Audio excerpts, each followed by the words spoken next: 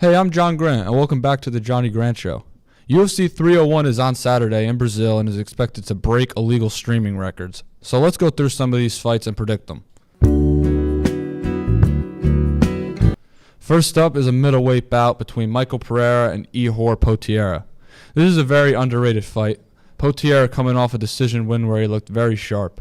Ihor is an underdog in this fight, facing Michael Pereira, who won his last 7. Pereira is one of the most entertaining fighters in the UFC and is fighting in his hometown, so I have to go heavy on Pereira in this fight. Next up is a light heavyweight bout between the number 10 light heavyweight Anthony Smith versus Vitor Petrino. Anthony Smith, coming off a loss to Khalil Roundtree, looks to keep his spot in the rankings. Petrino has a lot of power and is 11-0. I love Anthony Smith, but he has lost 3 of his last 4 fights, and I'm going with Petrino on this fight. Next up is a bantamweight bout between Jose Aldo Jr. and Jonathan Martinez.